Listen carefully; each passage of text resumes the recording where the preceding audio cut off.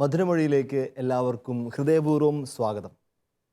Angeles army മിനിസ്ട്രിയുടെ ഏറ്റവും മാധുര്യമുള്ള ഒരു സമ്മാനം കുടുംബങ്ങൾക്ക് വേണ്ടി മധുരമൊഴി. നമ്മളെല്ലാവരും ബാല്യം മുതലേ പാടിപ്പതിഞ്ഞ മനോഹരമായ ഒരു തിരുഹൃദയ ഗാനമുണ്ടല്ലോ, യേശുവിൻ മാധുര്യമേറും ഹൃദയമേ എന്ന ഗാനം. എന്തുകൊണ്ട് യേശുവിൻ്റെ ഹൃദയത്തിന് ഇത്രയേറെ മാധുര്യം? എല്ലാവരെയും സ്വീകരിച്ച ഹൃദയമായിരുന്നു അത് പാപിയെയും പുണ്യത്തിൽ ജീവിച്ചവനെയും ഏറ്റവും തകർന്നു കിടന്നവനെയും ഉയർന്നു നിന്നവനെയും എല്ലാവരെയും ഒരുപോലെ സ്വീകരിച്ച് ഇടം കൊടുത്ത സ്ഥലത്തിൻ്റെ പേരാണ് ഈശോയുടെ തിരുഹൃദയം. നമ്മുടെ കുടുംബവും ഈശോയുടെ തിരുഹൃദയത്തിൽ നമ്മൾ തുടർച്ചയായിട്ട് പ്രതിഷ്ഠിക്കുന്നുണ്ടെങ്കിലും നമ്മുടെ കുടുംബം അതുപോലെ മാധുര്യകരമാകണമെങ്കിൽ നമ്മുടെ കുടുംബത്തിനും ഈശോയുടെ തിരുഹൃദയത്തിൻ്റെ ആ ഒരു ഛായയും രൂപവും ലഭിക്കണം. അതിനുള്ള ചെറിയ ശ്രമങ്ങളാണ് നമ്മൾ ഈ മധുരമൊഴിയിൽ ചെയ്യുന്നത്.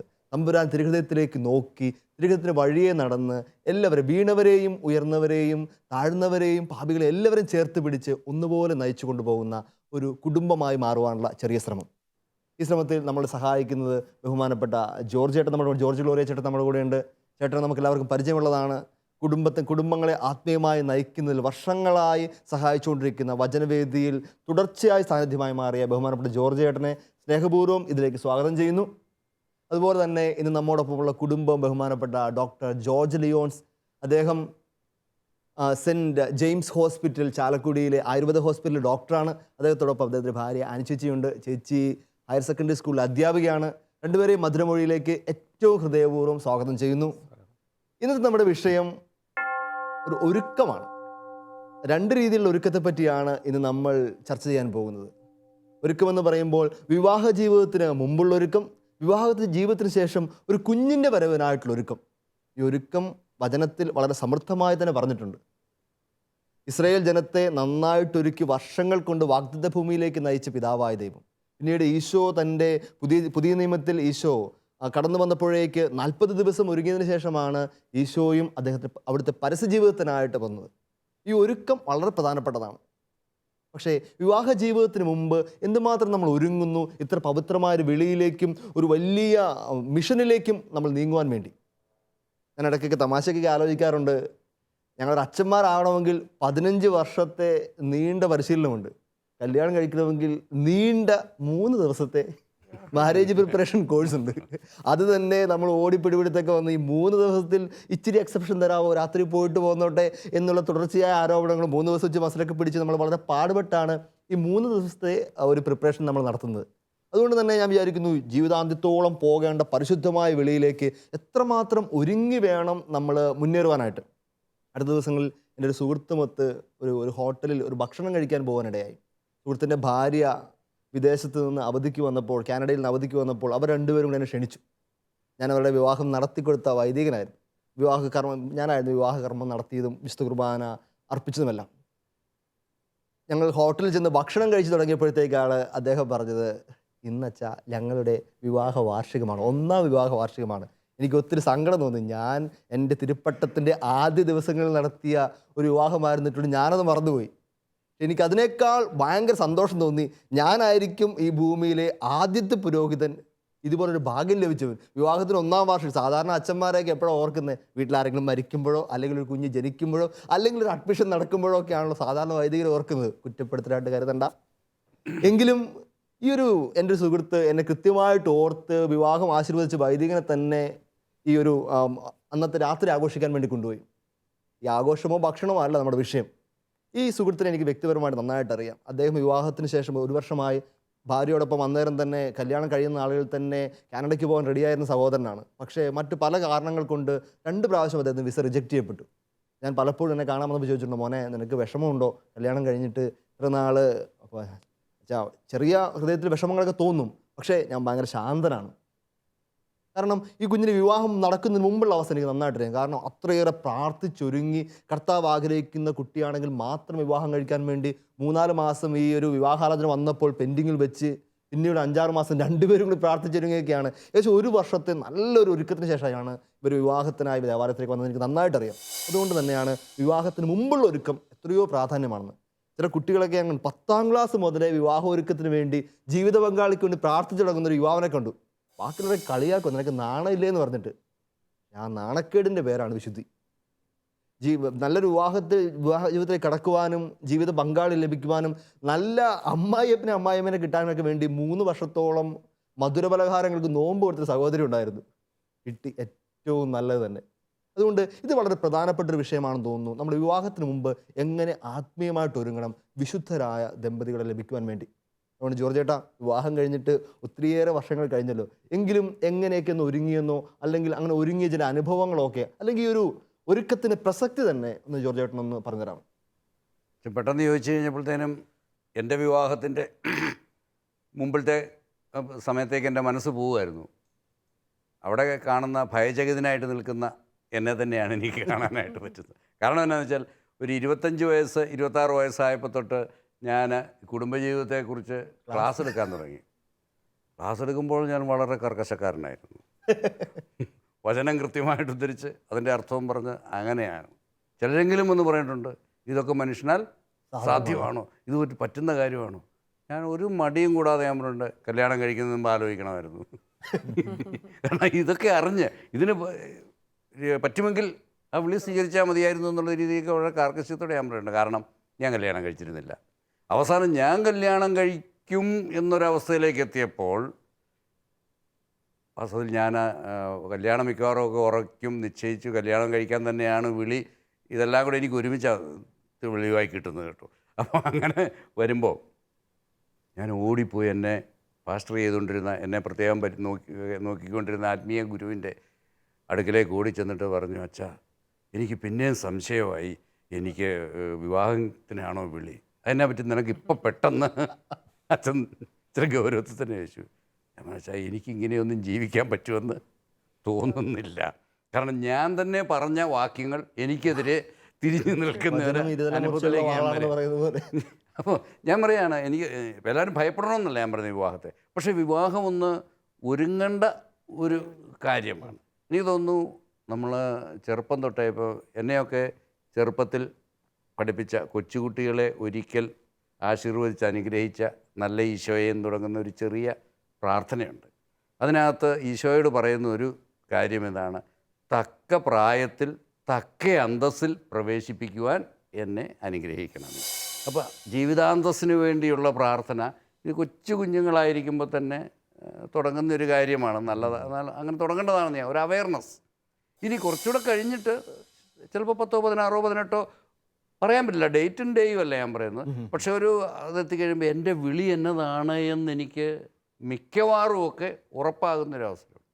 അപ്പോൾ എന്നെ സംബന്ധിച്ചുള്ള ദൈവവിളി കുടുംബജീവിതത്തിലേക്കാണ് എന്ന് വ്യക്തമായാൽ നമ്മളുടനെ വൃഥാ സ്വപ്നങ്ങളിലേക്കോ അല്ലെങ്കിൽ കുറേ തിളക്കമുള്ള കുറേ നിറങ്ങളുടെ ഒരു കൂമ്പാരമല്ല മനസ്സിലേക്ക് നിറയേണ്ടതെന്ന് എനിക്ക് തോന്നുക. ഒന്ന്, ഞാൻ ഏറ്റെടുക്കാൻ പോകുന്ന ഉത്തരവാദിത്വത്തെക്കുറിച്ചുള്ള ഗൗരവമായ ഒരു ചിന്ത ആവശ്യമാണെന്ന് എനിക്ക് തോന്നുക. കാരണം ഇത് അത്ര എളുപ്പമായ കാര്യമൊന്നുമില്ല. പ്രത്യേകിച്ച് ഇന്നത്തെ സമൂഹത്തിൽ തീരെ എളുപ്പമല്ല. കഴിഞ്ഞ സമൂഹത്തിൽ വലിയൊരു കുടുംബത്തിൻ്റെ സപ്പോർട്ടൊക്കെ നമുക്ക് കിട്ടുമായിരുന്നു. ഇപ്പം മിക്കവാറും ഇതെല്ലാം ഈ ന്യൂക്ലിയർ കുടുംബങ്ങളാണ്. കല്യാണം കഴിച്ച് ഭാര്യയും ഭർത്താവും രണ്ടുപേരും അവരൊരുമിച്ച് താമസിക്കാൻ തുടങ്ങുമ്പോഴാണ് ഇതാണോ ജീവിതം. അപ്പോൾ ഞാൻ ഓർക്കുകയാണ്, അപ്പോൾ ഞാൻ വിവാഹിതനായിട്ട് വന്ന സമയത്ത് ദൈവാനുഗ്രഹത്താലിൻ്റെ ഭാര്യ അടുക്കളയുടെ നല്ലൊരു മാനേജറായിരുന്നു. എനിക്കതിൻ്റെ പ്രശ്നമില്ല. പക്ഷേ എന്തെങ്കിലും സംഭവത്താൽ ഒരു ദിവസം ഭാര്യയ്ക്ക് അടുക്കളയിലോട്ട് കയറാൻ പറ്റില്ലെന്ന് പറഞ്ഞു കഴിഞ്ഞാൽ ഒരു കടുങ്കാപ്പി ഇടണമെന്ന് പറഞ്ഞാൽ അതിന് എന്തേരെയാണ് ഉപ്പ് ചേർക്കേണ്ടതെന്ന് ചോദിക്കുന്ന ഒരവസ്ഥയായിരുന്നു വാസ്തവത്തിൽ എൻ്റെത്. തെറ്റിപ്പോയി എനിക്ക്. ഞാൻ പറയാണ്, അവിടെ പോലും നമ്മൾ ആ ഒരു ഒരുക്കം ആവശ്യമാണ്. തികച്ചും വ്യത്യസ്തരായ 2 കുടുംബങ്ങളിലെ വ്യക്തികളാണ് വന്നൊരുമിച്ച് തരാം. ഇനി പ്രേമിച്ച് വിവാഹം കഴിക്കുകയാണ് എന്ന് വിചാരിച്ചു എങ്കിൽ ഞാൻ കുറച്ചുകൂടി ശക്തമായ കൂടുതൽ ഭീകരമാണ്. കാരണം എന്താ വെച്ചാൽ പ്രേമിച്ച് നടക്കുമ്പോൾ ഇപ്പം ഞാൻ പ്രേമിക്കുന്നുണ്ടെങ്കിൽ തീർച്ചയായിട്ടും ഞാൻ പ്രേമിക്കുന്ന പെൺകുട്ടിയുടെ മുമ്പിൽ ഞാൻ ലോകത്തിലെ ഏറ്റവും മഹാനായ മനുഷ്യനായിരിക്കും. ഞാൻ സോളമനേക്കാൾ ജ്ഞാനിയായിരിക്കും, ദാവീദിനേക്കാൾ സുന്ദരനായിരിക്കും, ധീരനായിരിക്കും, എല്ലാം ആയിരിക്കും. അങ്ങനെ കാണിക്കുകയുള്ളൂ. ഇത് തന്നെയായിരിക്കും തിരിച്ചെനിക്കും ഇങ്ങോട്ടും കാണിച്ചുകൊണ്ടിരിക്കുന്നത്. അപ്പോൾ ഈ 2 പേരും 2 സങ്കല്പ ലോകത്ത് ആണ് ഒരുമിക്കുന്നത്. അവിടെ ഒരുമിക്കുന്ന സമയത്ത് യാഥാർത്ഥ്യം ഇതുമായിട്ട് യാതൊരു ബന്ധവും ഇല്ല. അപ്പം ഞാൻ എന്നെ തന്നെയും ഞാൻ വിവാഹം ചെയ്യുന്ന ആളിനെയും വഞ്ചിച്ചുകൊണ്ടിരിക്കുകയായിരുന്നു. ആ വഞ്ചന വെളിവാകുമ്പോൾ ആർക്കാണെങ്കിലും താങ്ങാൻ പറ്റില്ല. അപ്പോൾ ഞാൻ പറയും പ്രേമിച്ച് വിവാഹം കൂടുതൽ സൂക്ഷിക്കണം. ഈ ഒരു ഇവഞ്ച്വാലിറ്റിയെ നമ്മൾ മുമ്പേ കാണും. ചേട്ടാ, എനിക്ക് അതിനകത്തൊരു ചെറിയൊരു സംശയം. നമ്മൾ ഈ കാലഘട്ടത്തിൽ ഉണ്ടാകുന്ന ഒരു പ്രത്യേകതയാണ്, ചിലർക്ക് വിവാഹം ഉറപ്പിച്ചിട്ട് ഒരു വർഷത്തേക്ക് മാറ്റി വെക്കും. ഒരു മോതിരം ഇട്ടിട്ട് ഒന്ന് വിദേശത്തൊക്കെ പോയി തിരിച്ചു വന്ന് ജോലി കഴിഞ്ഞ ശേഷം വിവാഹത്തിലേക്ക് വീണ്ടും കടന്നു വരും. അതിനെപ്പറ്റി ജോർജ് ചേട്ടൻ എന്ത് പറയുന്നു? അല്ല അച്ഛൻ, ഞാൻ ചോദിക്കുന്നത് എന്താ അതിൻ്റെ ഉദ്ദേശം? അതുകൂടെ വരുന്ന നേട്ടം എന്നതാണെന്നാണ് എനിക്ക് തോന്നുന്നത്. ഇപ്പോൾ ചോദ്യം വെച്ചാൽ, അപ്പോൾ ഒരു വർഷം മുമ്പേ മോതിരം മാറിയിട്ട് അല്ലെ വിവാഹം ഉറപ്പിച്ചിട്ട് പ്രത്യേകിച്ച് എന്താ നേട്ടം?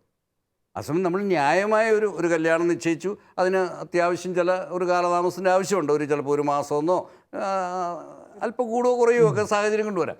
അത് ഞാൻ അംഗീകരിക്കുന്നു.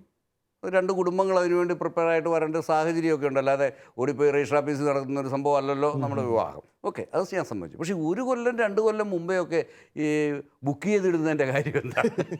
എനിക്കത് ബുക്ക് ചെയ്തിടുക തന്നെ പറയാം. കോള് നഷ്ടപ്പെട്ടു പോകാതിരിക്കാൻ വേണ്ടി ബുക്ക് ചെയ്ത് നഷ്ടപ്പെടുന്ന പോലെ ഏറ്റവും നല്ലത് ഏറ്റവും നല്ല ഇഷ്ടമായി. സത്യത്തിൽ നമുക്ക് വിവാഹത്തെക്കുറിച്ചുള്ള തെറ്റായൊരു ധാരണയിൽ നിന്നാണ് ഇത് വരുന്നത്. വാസ്തവത്തിൽ എൻ്റെ ഭാര്യയെ ദൈവം എന്നെ സൃഷ്ടിക്കുമ്പോൾ തന്നെ, അല്ലെ ദൈവം എന്നെക്കുറിച്ചുള്ള പദ്ധതി രൂപപ്പെടുമ്പോൾ, ഈ ഞാനെന്ന് പറയുന്ന മനുഷ്യൻ അസൽ ഞാൻ പൂർണ്ണനല്ലല്ലോ. മനുഷ്യൻ എന്ന് പറയുമ്പോൾ വിവാഹത്തിന് വിളി ലഭിച്ച ഒരാളാണ് എങ്കിൽ, മനുഷ്യനെന്ന് പറയുമ്പോൾ ഞാനും എൻ്റെ ഭാര്യയും ചേർന്ന ഒരു മനുഷ്യനെയാണ്. ഏതും തോട്ടത്തിൽ നമ്മൾ കാണുന്നത് അതാണ്. തൻ്റെ ഛായയിലും സാദൃശ്യത്തിലും മനുഷ്യനെ സൃഷ്ടിക്കാം എന്ന് ദൈവം തീരുമാനിച്ചപ്പോൾ സ്ത്രീയും പുരുഷനുമായാണ് അവരെ സൃഷ്ടിച്ചത്. അപ്പോൾ സ്ത്രീയും പുരുഷനുമായി സൃഷ്ടിച്ച മനുഷ്യൻ്റെ പേരായിരുന്നു ആദം. അപ്പോൾ ആദം സ്ത്രീയുമല്ലായിരുന്നു, ആദം പുരുഷനുമല്ലായിരുന്നു, സ്ത്രീയും പുരുഷനും ചേർന്ന മനുഷ്യനായിരുന്നു. ഈ യാഥാർത്ഥ്യത്തെ നമ്മളൊന്ന് അംഗീകരിക്കുന്നുണ്ടെങ്കിൽ, ഞാൻ ജോർജ് ഒറ്റയ്ക്കല്ല സൃഷ്ടിക്കപ്പെട്ടത്, എന്നോടൊപ്പം ലിസയും സൃഷ്ടിക്കപ്പെട്ടിട്ടുണ്ട്. ദൈവത്തിൻ്റെ മനസ്സിൽ അതങ്ങനെയാണ് സംഭവിച്ചത്. യാഥാർത്ഥ്യത്തിലേക്ക് വന്നപ്പോൾ കാലത്തിൻ്റെ തികവിൽ കാലങ്ങൾക്ക് വ്യത്യാസം വരുത്തി, ആവശ്യമായ വ്യത്യാസം വരുത്തി ഞങ്ങൾക്ക് ശരീരം നൽകി ദൈവം പറഞ്ഞിടുമായിരുന്നു. പിന്നെ ഞാൻ നടത്തിക്കൊണ്ടിരിക്കുന്ന പരിശ്രമം ലോകത്തിലെ ഏറ്റവും നല്ല ഒരു സ്ത്രീയെ കണ്ടുപിടിക്കാനോ, ഏറ്റവും വലിയ സുന്ദരിയെ കണ്ടെത്താനോ, ഏറ്റവും വലിയ ധനാഠ്യയെ കണ്ടുപിടിക്കാനൊന്നും അല്ല വാസ്തവത്തിൽ ഞാൻ നടക്കേണ്ടത് എൻ്റെ ബാക്കി എവിടെയാണ്. ഞാൻ പറയും, ചിലപ്പോൾ പപ്പടം പൊള്ളിക്കാൻ നേരത്തെ എണ്ണ കുറയുമ്പോൾ അമ്മമാർ ചെയ്യാറുള്ള പണിയുണ്ട്. പപ്പടം കീറി 2ആയിട്ടിട്ട് പൊള്ളിക്കും. പൊള്ളിച്ച് കഴിഞ്ഞാൽ ഈ പപ്പടത്തിന് 2 കഷ്ണങ്ങൾ ഏതൊക്കെയായിരുന്നു ഏതിൻ്റെതെന്ന് കണ്ടുപിടിക്കാൻ അത്ര എളുപ്പമൊന്നുമല്ല. പക്ഷേ അതുകൊണ്ട് ഒരു കഷ്ണത്തിന് കറക്റ്റ് വേറൊരു കോംപ്ലിമെൻ്റ് ആയിട്ടൊരു കഷ്ണം ഇല്ല എന്നൊന്നും വരുന്നില്ല. കണ്ടുപിടിക്കാൻ പാടാ. ഇതാണ് സത്യം. ഇത് ദൈവം തന്നെ ബൈബിൾ ഉൽപ്പത്തിയിൽ തന്നെ പറയുന്നു. ആദത്തിൻ്റെ കാലത്ത് വേറെ പെണ്ണൊന്നുമില്ല. ആദത്തെ എന്നിട്ട് പറയുന്ന പ്രപഞ്ചത്തെ മുഴുവൻ അവൻ്റെ മുമ്പിൽ കൂടെ പരേഡ് നടത്തി.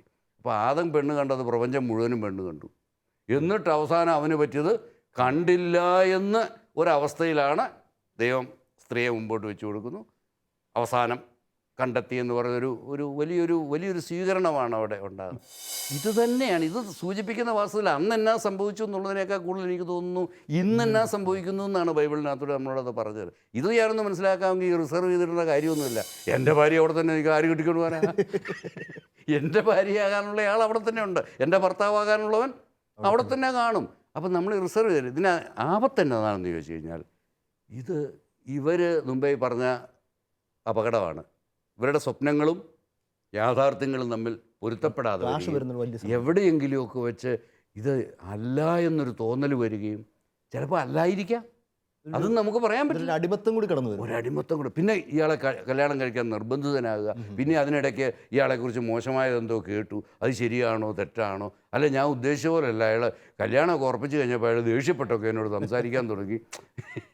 എത്ര സംഭവങ്ങളുണ്ടാകുന്നറിയാം. വാസ്തവം എനിക്കൊന്നും അത് ഇത് വിവാഹത്തെക്കുറിച്ചുള്ള ശരിയായൊരു കാഴ്ചപ്പാടല്ല എന്ന് എനിക്ക് തോന്നുന്നു. തുടക്കത്തിൽ നമ്മൾ മനസ്സിലാക്കേണ്ട കാര്യം, ഓരോ പുരുഷനും വിവാഹത്തിന് വിളിക്കപ്പെട്ടതാണെങ്കിൽ അവനാദ്യം മനസ്സിലാക്കേണ്ടത് എൻ്റെ പൂർണ്ണത അപ്പനാകുന്നതിലാണ്. ഓരോ പുരുഷൻ്റെയും പൂർണ്ണത അവൻ പിതാവാകുമ്പോഴാണ്. ഓരോ സ്ത്രീയുടെയും പൂർണ്ണത അമ്മയാകുമ്പോഴാണ്. അവൾ ഈ വിളി ലഭിച്ച ആളാണെങ്കിൽ. ഇനി ഞാൻ പറയാനിപ്പോൾ അച്ഛൻ നമ്മളോട് ഇരിപ്പുണ്ട്.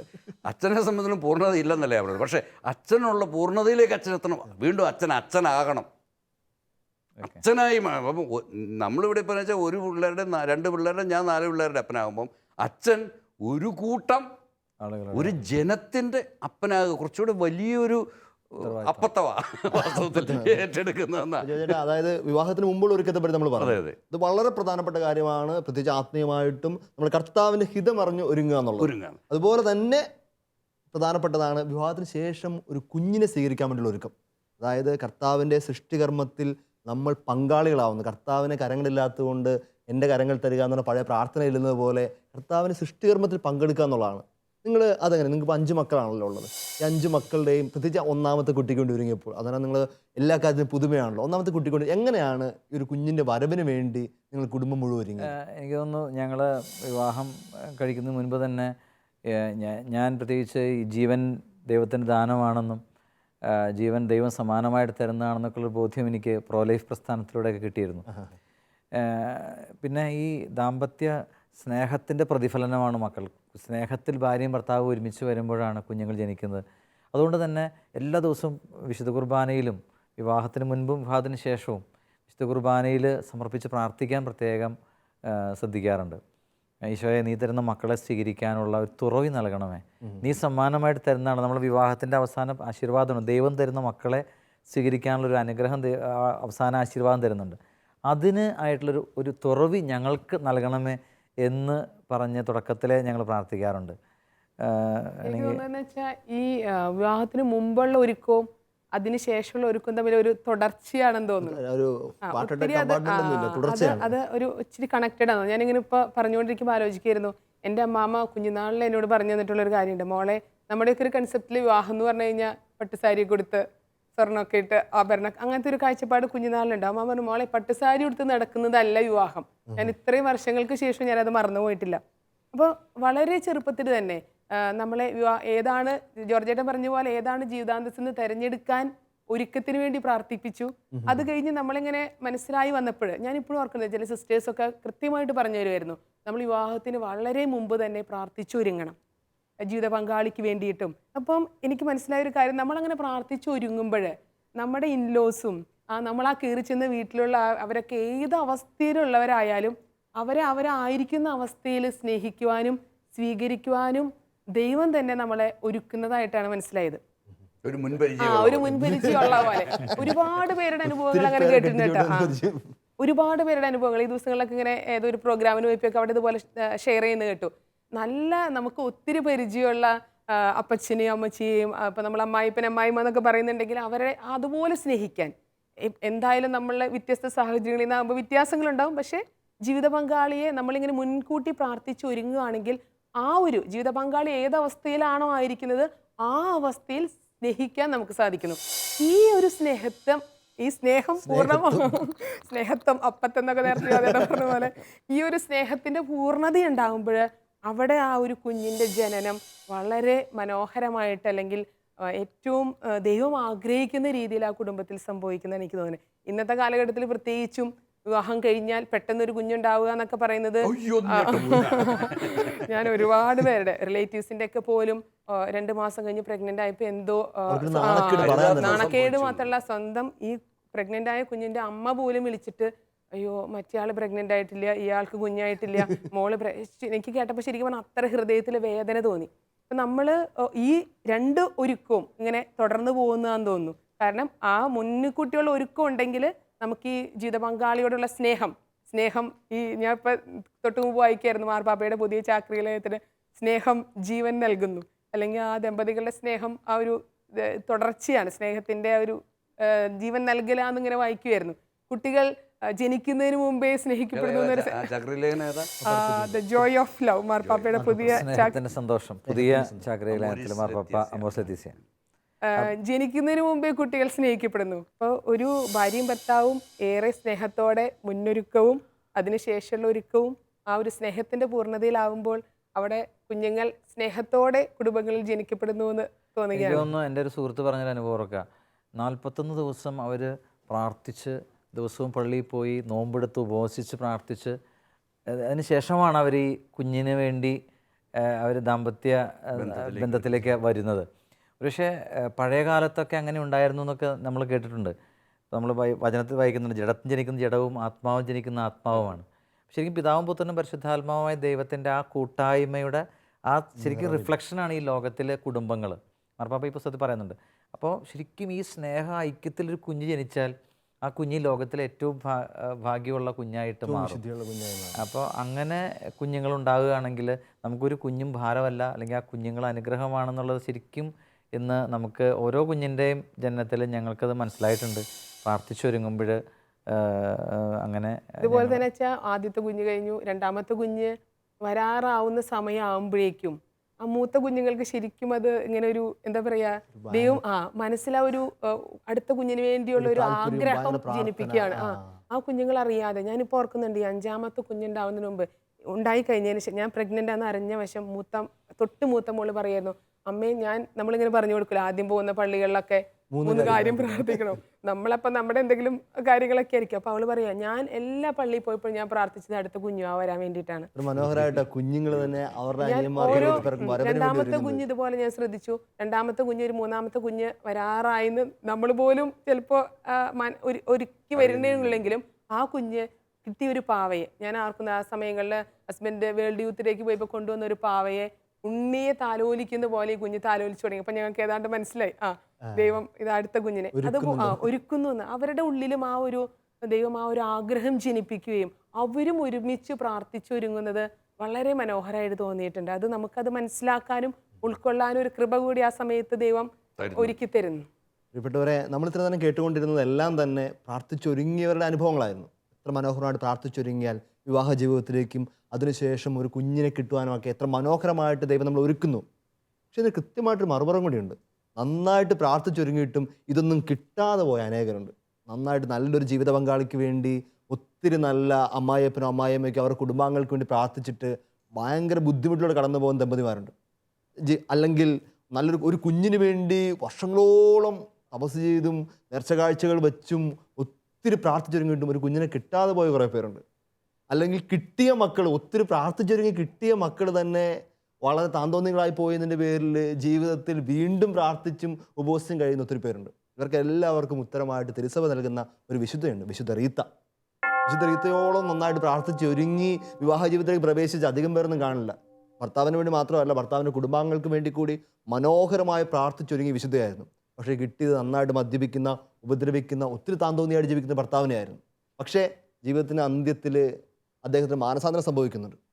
ഇതുപോലെ തന്നെ കിട്ടിയ 2 മക്കളും ഭർത്താവിൻ്റെ മരണത്തിനൊക്കെ കാരണമായ, ജീവിത തകർച്ചയ്ക്ക് കാരണമായവരെ കൊല്ലാൻ വേണ്ടി നടന്നു ചേർത്ത് നമുക്കറിയാം. അപ്പോഴാണ് റീത്ത വളരെ ധീരതയോടെ പ്രാർത്ഥിക്കുന്നത്, ദൈവമേ ഒരു പാപത്തിൽ വീഴുന്നതിന് മുമ്പ് ഇവരെ കൂടി നീ അങ്ങ് എടുക്കണമേ എന്ന്. ഒടുക്കം റീത്ത പറയുന്ന മനോഹരമായ വാചകമുണ്ട്, ഈ 3 ആത്മാക്കളെ കർത്താവിന് വേണ്ടി നേടുവാനാണ് കർത്താവിനെ വിശുദ്ധമായ വിവാഹ ഉദാശയോടെ കടത്തിവിട്ടതെന്ന്. അത്ര മനോഹരമാണ്. ഒത്തിരി തകർന്നു പോയ അമ്മമാർക്കോ അല്ല അപ്പന്മാർക്കോ ഇതൊരു വലിയ ആശ്വാസമാണ് വിശുദ്ധ റീത്തയുടെ ജീവിതം. അതുപോലെ തന്നെ ഒത്തിരി പ്രാർത്ഥിച്ചിട്ടും ഇതുവരെ മക്കളെ കിട്ടാത്തൊരു പേര്. ഇവിടെ 5 മക്കൾ എന്നൊക്കെ പറയുമ്പോൾ ഇത് കേട്ടിരിക്കുന്നവർ 10, 20, 25 വർഷങ്ങളായിട്ട് ഒരു കുഞ്ഞിനെ പോലും കിട്ടാതിരിക്കുന്നവർക്ക് ഇതൊരു വേദനയുടെ കാരണമാവരുത്. തിരുവചനം നമുക്ക് 2 മനോഹരമായ ഉദാഹരണങ്ങൾ തരുന്നുണ്ട്. ആദ്യത്തേത് വചനത്തിൻ്റെ ആരംഭത്തിൽ കാണുന്ന സാറായും അബ്രാഹവുമാണ്. ജീവിതാന്ത്യത്തിലാണ്, നമ്മൾ പറയുന്നത് 100 വയസ്സൊക്കെ അടുത്തപ്പോഴത്തേക്കാണ് അവർക്കൊരു കുഞ്ഞിനെ കിട്ടുന്നത്. അതുപോലെ തന്നെ ആ സമയത്ത് ഒരിക്കലും ഒരു പെണ്ണ് പ്രാർത്ഥിക്കുന്നില്ല എനിക്കൊരു കുഞ്ഞിനെ തരണമെന്ന്. 40കളിലോ അല്ലെങ്കിൽ 30കളിലോ ഒക്കെയാണ് ഒരു കുഞ്ഞിന് വേണ്ടി ദാഹിച്ച് പ്രാർത്ഥിക്കുന്നത്. അതുപോലെ തന്നെയാണ് സക്കറിയായും എലിസബത്തും. അവരുടെ ജീവിതത്തിൽ അവർ കുഞ്ഞിനെ കിട്ടുന്നത് ഒത്തിരി വൈകിട്ടാണ്. ഇവരാരും ആ സമയത്ത് പ്രാർത്ഥിച്ചതല്ല. തമ്പുരാൻ നിങ്ങൾ ഒരു പ്രാർത്ഥനയും കേൾക്കാതെ പോകുന്നില്ല. തമ്പുരാൻ്റെ ഒരു സമയത്ത് തമ്പുരാൻ നിശ്ചയിച്ചിരിക്കുന്നൊരു കുഞ്ഞിനെ നമ്മുടെ ജീവിതത്തിലേക്ക് തരും. കുഞ്ഞിനെ ലഭിക്കൽ മാത്രമല്ലല്ലോ വിവാഹ ജീവിതം. വിവാഹ ജീവിതത്തിൻ്റെ ആദ്യ കാര്യമായി തിരുസഭ നമ്മളെ പറഞ്ഞു പഠിപ്പിക്കുന്നത് ദമ്പതികൾ തമ്മിൽ ലയവും വിശുദ്ധമായ അവരുടെ ജീവിതവുമാണ്. കുഞ്ഞുങ്ങൾ അതിൽ ജനിക്കപ്പെടേണ്ടതാണ്, ബോണസാണ്. അല്ലാതെ കുഞ്ഞുങ്ങളെ കിട്ടാത്തവരെ പറ്റി ചിലവരൊക്കെ ശാപമായ ജീവിതമൊന്നും അവരുടെ ജീവിതത്തിൻ്റെ കുറവുകൾ കൊണ്ടാണെന്നൊക്കെ പറയുന്നത് ശുദ്ധമാണ്. തിരുസഭ കർത്താവിൻ്റെ തിരുവചനങ്ങൾക്കെതിരായിട്ടും സ്വർഗത്തിൻ്റെ സ്വപ്നത്തിനെതിരായിട്ടാണ് ജീവിക്കുന്നത്. അതുകൊണ്ട് കുഞ്ഞുങ്ങളില്ലാതെ ബുദ്ധിമുട്ടിരിക്കുന്ന ദമ്പതികൾക്ക് ഇതൊരു ഉണർത്തുപാട്ടും ഒരു ആശ്വാസവും കൂടി ആവട്ടെ. കാരണം ഈശോ ആഗ്രഹിക്കുന്ന കുടുംബജീവിതം ഏറ്റവും പരിശുദ്ധമായി ഈ 2 ആത്മാക്കൾ തമ്മിൽ ലയിച്ചു ചേർന്ന് ഒന്നു ചേർന്ന് സ്വർഗത്തിലേക്ക് യാത്ര ചെയ്യുക എന്നുള്ളതാണ്. അവരോടൊപ്പം സമ്മാനമായി കൊടുക്കുന്ന കുഞ്ഞുങ്ങളെ, സ്വർഗത്തിൽ നിന്ന് വന്ന കുഞ്ഞുങ്ങളെ ഏറ്റവും വിശുദ്ധമായി കരങ്ങൾ പിടിച്ച് വീണ്ടും അപ്പൻ്റെ കൈകൾ കൊണ്ട് ഏൽപ്പിക്കുക എന്നുള്ളതാണ്. പ്രിയപ്പെട്ടവരെ, നമുക്ക് ഒരു നിമിഷം കുടുംബങ്ങളെ മുഴുവൻ സമർപ്പിച്ച് ഒന്ന് പ്രാർത്ഥിക്കാം. സാധിക്കുന്ന എല്ലാവരും ഒന്ന് കണ്ണുകളടച്ച്, ദമ്പതികൾ അടുത്തുണ്ടെങ്കിൽ, ജീവിത പങ്കാളി അടുത്തുണ്ടെങ്കിൽ ഒന്ന് കൈയൊക്കെ ചേർത്ത് പിടിച്ച്, മക്കൾ അടുത്തുണ്ടെങ്കിൽ ഒന്ന് അവരെ ഹൃദയത്തോടൊക്കെ അടുപ്പിച്ച് പിടിച്ച് നമുക്ക് ഒന്ന് ചേർന്ന് പ്രാർത്ഥിക്കാം. നമ്മുടെ പ്രാർത്ഥന വിവിധ തലങ്ങളിലേക്ക് ഉയരട്ടെ ഈ നിമിഷം. ഏറ്റവും ആദ്യം ആഗ്രഹിച്ചിട്ടും പ്രാർത്ഥിച്ചിട്ടും സ്വപ്നം കണ്ടതുപോലെ ഒരു ജീവിത പങ്കാളിയെ കിട്ടാതെ പോയി നിരാശയിൽ കഴിയുന്ന അനേക മക്കളുണ്ട്. എന്തെങ്കിലും ദുശീലങ്ങളുടെ പേരിലോ അല്ലെങ്കിൽ കയറി ചെന്ന വീട്ടിലെ അപ്പൻ്റെയോ അമ്മയുടെയോ ഒക്കെ വേദനിപ്പിക്കുന്ന അനുഭവങ്ങളുടെ മുമ്പിലൊക്കെ തകർന്നു പോയ ജീവിതങ്ങളുണ്ട്. സ്വപ്നം കണ്ട് പോയിട്ട് ഒട്ടും തന്നെ ആശ്വാസം ഒരു വകയില്ലെന്നൊക്കെ വിചാരിച്ച് ആത്മഹത്യയിലേക്ക് പോലും നടന്നു പോകുന്ന അനേകം ജീവിതങ്ങളുണ്ടായിരിക്കും. ആ കൂട്ടരെ നമുക്ക് തമ്പുരാൻ തിരുഹൃദയത്തിൽ സമർപ്പിച്ച് പ്രാർത്ഥിക്കാം. ഈശോയെ, നിന്റെ തിരുഹൃദയത്തിലൂടെ തിരിച്ചോര കൊണ്ട് കഴുകി ഇവരെ സൗഖ്യപ്പെടുത്തണമേ. തമ്പുരാനെ, ഒത്തിരി ആഗ്രഹിച്ച് സ്വപ്നം കണ്ടിട്ട് ഒരു കുഞ്ഞിനെ ലഭിക്കാതെ നിരാശയിൽപ്പെട്ട് കഴിയുന്ന, പരസ്യമായി ഒരിടങ്ങളിൽ പ്രത്യക്ഷപ്പെടാൻ പോലും ആഗ്രഹിക്കാതെ നിരാശയിൽപ്പെട്ട് കഴിയുന്ന അനേകം മക്കൾക്ക് ഈ ഒരു രാത്രിയിലെ പ്രാർത്ഥന അവർക്ക് അനുഗ്രഹമായി മാറും. തമ്പുരാനെ, നിന്റെ അനുഗ്രഹത്തിൻ്റെ വലതുകരം, സൗഖ്യത്തിൻ്റെ വലതുകരം നീട്ടി അവരുടെ മുറിവുകൾ നീ തൊടണമേ. തമ്പുരാനെ, ഞങ്ങളുടെ കുടുംബങ്ങളെ മുഴുവനായി സമർപ്പിക്കുന്നു. നീ സമ്മാനമായി തന്ന മക്കളെ സമർപ്പിക്കുന്നു. ഏറ്റവും വലിയ സമ്മാനമായി തന്ന ജീവിത പങ്കാളിയെ സമർപ്പിക്കുന്നു. നീ ആഗ്രഹിക്കുന്ന രീതിയിൽ വിശുദ്ധമായ കുടുംബജീവിതം നയിച്ച് സ്വർഗം നോക്കി നയിക്കാൻ ഉച്ചരസ്യ പുണ്യവതിയുടെ അമ്മയെയൊക്കെ പോലെ, അമ്മയും അപ്പനെയും പോലെ ഏറ്റവും പരിശുദ്ധിയോടെ ജീവിക്കാൻ, അന്നയും ജോവാക്കിമിനെ പോലെ വിശുദ്ധരായ ദമ്പതികളായി സ്വർഗത്തിൽ ഇടം നേടാൻ, സക്കറിയായും എലിസബത്തിനെയും പോലെ വിശുദ്ധരായ മക്കൾക്ക് ഇനിയും ജന്മം കൊടുക്കാൻ സ്വർഗീയ അപ്പ ഈ കുടുംബങ്ങൾക്ക് ശക്തി കൊടുക്കണമേ. വിവാഹ ജീവിതത്തിൽ തുടങ്ങുന്നതിന് മുമ്പോ കുഞ്ഞുങ്ങൾ ജനിക്കുന്നതിന് മുമ്പോ എപ്പോഴെങ്കിലും നന്നായിട്ട് ഒരുങ്ങാൻ പറ്റിയില്ല എന്ന് വിഷമിക്കുന്ന എല്ലാ മക്കളുടെ ഹൃദയങ്ങളെയും ഈ നിമിഷം ആശ്വസിപ്പിക്കണമേ. നല്ലൊരു തീരുമാനം ഹൃദയത്തിലെടുക്കാം. ഇനിയും അന്ന് നഷ്ടപ്പെടുത്തിയ ആ പ്രിപ്പറേഷൻ, അന്ന് നഷ്ടപ്പെടുത്തിയ ആ ഒരുക്കത്തിൻ്റെ ദിവസങ്ങൾ ഞാൻ ഇനിയും തുടരും. അതേ മാസങ്ങളും അതേ ദിവസങ്ങളും ഞാൻ ഒരുങ്ങി നന്നായിട്ട് വീണ്ടും തമ്പുരാൻ്റെ മുമ്പിൽ ആത്മനാ ഒരുങ്ങി തമ്പുരാൻ്റെ മുമ്പിൽ ഏറ്റവും പരിശുദ്ധിയോടെ ഞാൻ കുടുംബജീവിതം നയിക്കും. അപ്പോൾ എൻ്റെ കുടുംബത്തെ നോക്കി ഇത് സ്വർഗത്തിൻ്റെ സാദൃശ്യമെന്ന് സ്വർഗം പറയും. നമുക്കൊന്ന് ചേർന്ന് കരങ്ങൾ കൂപ്പി തല കുനിച്ച് ഈശോമിശിഹായുടെ ആശീർവാദം സ്വീകരിക്കാം. നമ്മുടെ കർത്താവ് ഈശോമിശിഹായുടെ കൃപയും പിതാവായ ദൈവത്തിൻ്റെ സ്നേഹവും പരിശുദ്ധാത്മാവിൻ്റെ സഹവാസവും വിശുദ്ധ അമ്മയുടെയും സകല വിശുദ്ധരുടെയും മാധ്യസ്ഥവും നാം എല്ലാവരും ഉണ്ടായിരിക്കട്ടെ, ഇപ്പോഴും എപ്പോഴും എന്നേക്കും. ഈശോമിശിഹായ്ക്ക് സ്തുതിയായിരിക്കട്ടെ. ഈശോ മിശിഹായിരിക്കട്ടെ. ഈശോ മിശിഹായിരിക്കട്ടെ.